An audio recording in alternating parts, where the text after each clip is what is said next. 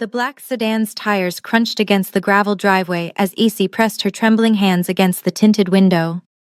Through the glass she could see the mansion rising before her like a fortress, all sharp angles and cold stone illuminated by security lights that made the building glow an eerie white against the sole night sky. Her breath fogged the window, and she wiped it away with shaking fingers, her heart hammering so hard she thought it might break through her ribs. "Get out," the driver said in accented English, his voice flat and emotionless. Essie didn't move. She couldn't.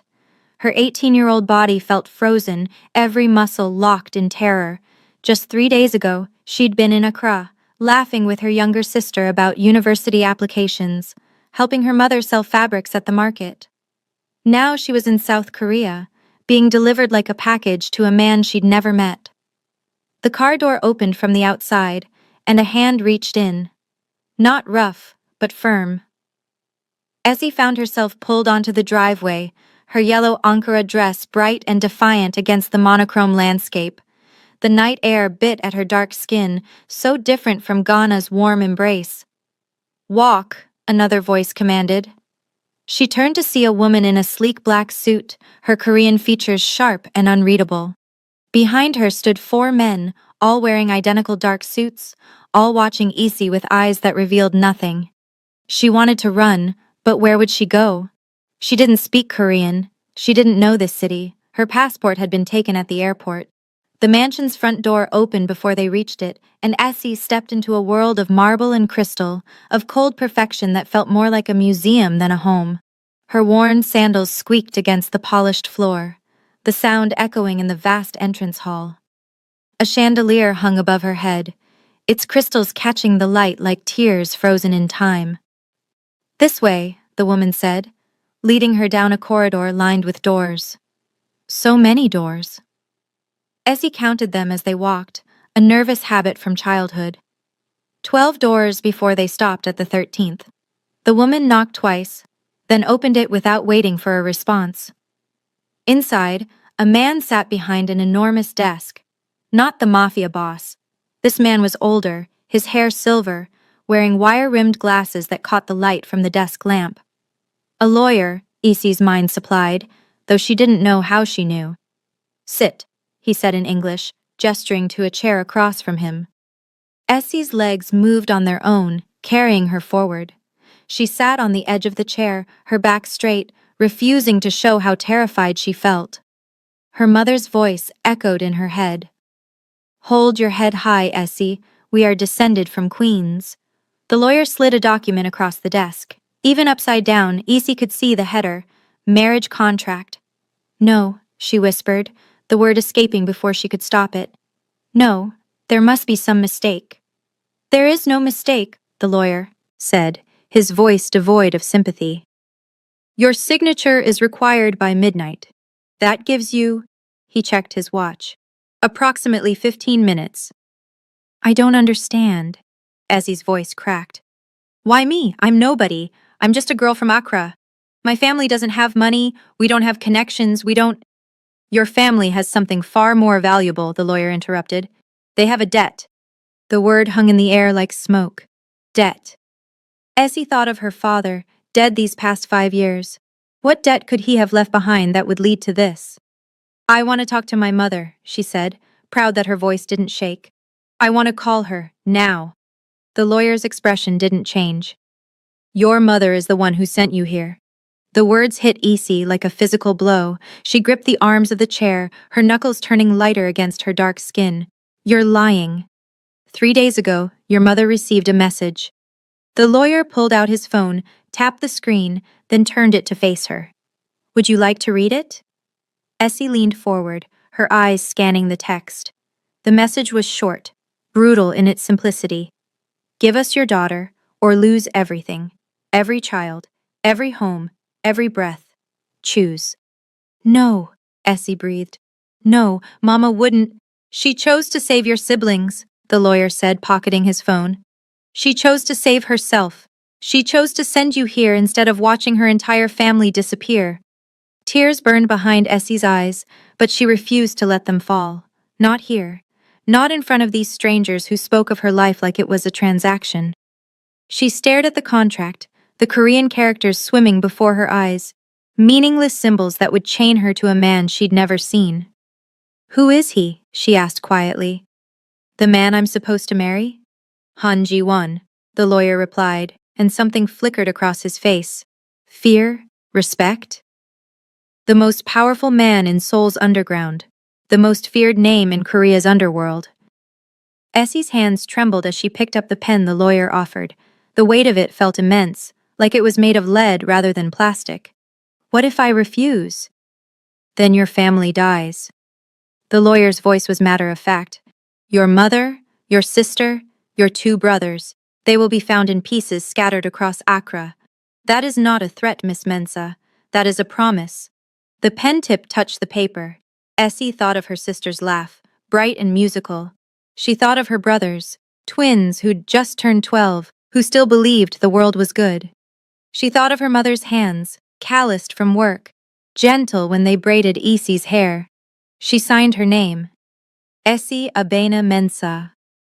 Each letter felt like a small death. The lawyer collected the contract with efficient movements, sliding it into a leather folder without ceremony. "You will be taken to your quarters now. The ceremony will be conducted tomorrow at noon." "Ceremony?" Essie's voice came out, hollow.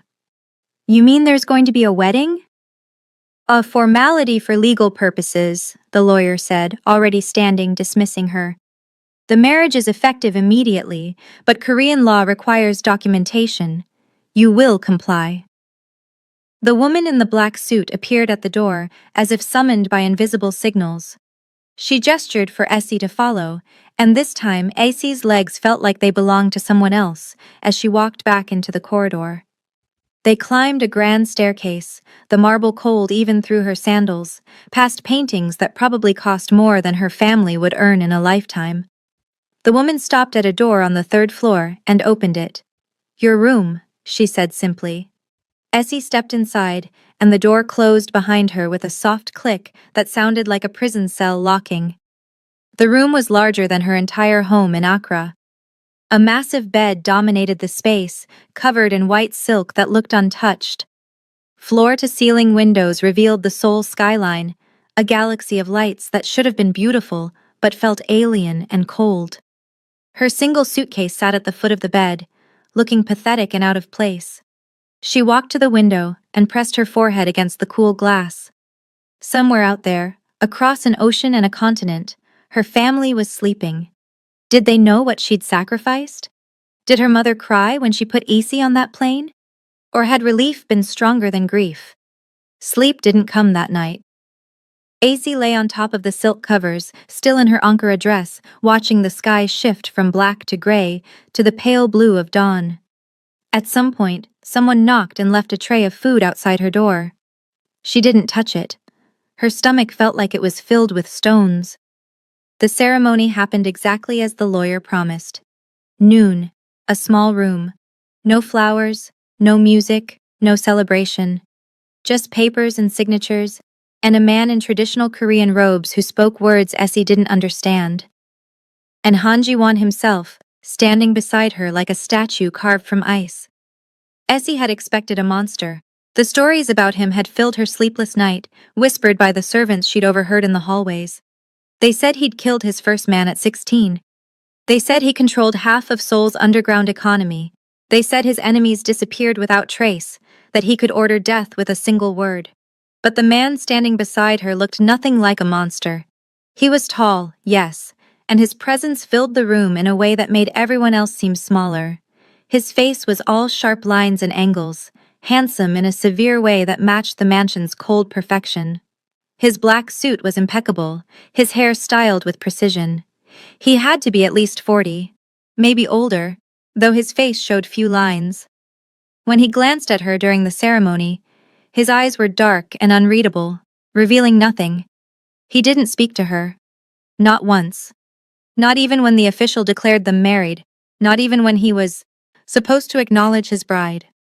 He simply turned and walked out of the room, leaving Essie standing alone in her white dress, provided by the staff that morning, traditional Korean hanbok that felt foreign against her skin. "That's it?" she called after him, her voice echoing in the suddenly empty room. "You force me to marry you and you won't even look at me?" He paused at the doorway, his back still to her. For a moment, Essie thought he might respond. Instead, he continued walking, and the door closed behind him with that same soft, final click. The days that followed formed a strange pattern. Essie barely saw her husband. He left early each morning before dawn and returned late at night if he returned at all. The mansion operated like a machine around her, servants moving through rooms like ghosts, guards positioned at every entrance and exit. Everyone avoided eye contact with her. When she tried to speak to them, asking questions in her broken attempts at Korean learned from a phone app, they would bow politely and hurry away. She was a wife, but she lived like a prisoner. A comfortable prisoner, yes. Her meals were elaborate, her room was cleaned daily, anything she needed appeared as if by magic, but a prisoner nonetheless. The mansion's gates were locked. The guards watched her whenever she ventured into the gardens. Her phone had been taken. Her passport was somewhere she couldn't access. On the fifth day, Essie's curiosity overcame her fear. She began exploring the mansion properly, mapping its corridors in her mind. The East Wing was clearly Jiwon's domain. She could tell by the guards who stood outside certain doors, by the way servants hurried past with urgent expressions. The West Wing held offices where men in expensive suits came and went, speaking in rapid Korean, their faces hard with business that Issy knew was probably illegal. It was on one of these explorations that she found the room, a door slightly ajar on the second floor, in a corridor she hadn't ventured down before. No guards nearby. She could hear voices inside, speaking in English, rare in this house where Korean dominated. "The shipment from Busan was intercepted," a man's voice said, tense with barely controlled anger. "Someone tipped off the authorities." "Impossible," another voice replied. "Only 5 people knew the route." "Then one of those 5 is a traitor." Essie pressed herself against the wall beside the door, her heart racing. She shouldn't be listening to this. If they caught her. "What about the girl?" a third voice asked. "The African. Why did Jiwon really bring her here?" "Protection detail, apparently. Though from what, no one knows. The boss doesn't explain his decisions." "She's leverage," the first voice said flatly. "She has to be. Jiwon doesn't do anything without a reason. That girl is either a shield or a weapon, and we need to figure out which." Essie's breath caught in her throat. Shield or weapon? The words circled in her mind like vultures. Before she could process what she'd heard, footsteps approached from inside the room. She turned and fled down the corridor, her heart hammering, not stopping until she reached the safety of her room. She locked the door and leaned against it, trying to slow her breathing. Protection detail. From what? The lawyer had mentioned a debt, but what kind of debt required marriage to a mafia boss? And why would these men think she was leverage when she had nothing, was nothing? That night, sleep eluded her again. She lay in the darkness, questions multiplying like weeds in her mind. At 2 in the morning, she heard footsteps in the hallway outside her room. They paused at her door. Essie held her breath, waiting. Then the footsteps continued, fading into silence. The next morning, driven by a desperate need for answers, Essie ventured into the East Wing. A guard tried to stop her, but she pushed past him. Her fear transformed into anger. She'd been brought here against her will, married to a stranger, kept prisoner in a golden cage. She deserved to know why. "Where is he?" she demanded in English, not caring who understood. "Where is Han Ji-won?" The guard reached for her arm, but a voice cut through the tension like a blade. "Let her through." Essie turned. Ji-won stood at the end of the hallway, still wearing his coat from outside, his face unreadable as always. He gestured toward an open door. "Come." She followed him into what appeared to be a study. Books lined the walls, and a desk sat near the window overlooking the gardens. Ji-won closed the door behind them and moved to pour himself a drink from a crystal decanter. He didn't offer her one. "You wanted to speak to me," he said, his English perfect but accented. "Speak." Essie's carefully prepared words evaporated. Standing before him, she felt the full weight of his presence. This man commanded empires built on fear. This man could end her life with a word, but she was already dead in every way that mattered, wasn't she? Why did you marry me? The question came out steadier than she felt. I heard your men talking. They think I'm leverage. But leverage for what? My family has nothing. We are nothing to people like you. Jiwan took a slow sip of his drink, his dark eyes never leaving her face. Your family has more than you know. Stop speaking in riddles. Essie's voice rose despite herself. I signed your contract. I married you. The least you can do is tell me why my life was destroyed. Something flickered across his face, almost like surprise. You think your life was destroyed? What would you call it? Essie's hands clenched into fists. I was dragged from my home, forced to marry a stranger, kept prisoner in this mansion. I don't speak the language. I don't know anyone. I can't even call my mother to tell her I'm alive. So yes, I think my life was destroyed. Jiwan set down his glass with deliberate care. When he spoke, his voice was quieter, almost gentle. Your life was in danger long before you came here, Essie Mensah. I did not destroy it. I saved it. Saved it? She laughed bitterly.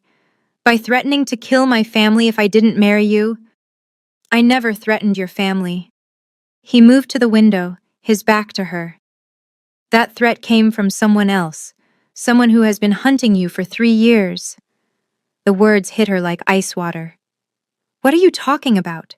No one is hunting me. I'm nobody. Your father was not nobody. Jiwan turned to face her, and for the first time she saw something in his eyes.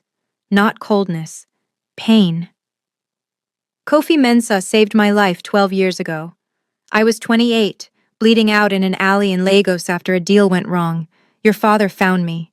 He could have left me to die, should have left me to die. Instead, he took me to a doctor, stayed with me for 3 days while I recovered. Never asked for payment, never asked for anything. Essie's legs felt weak. She sank into the nearest chair. My father knew you? He didn't know who I was. To him, I was just a man who needed help.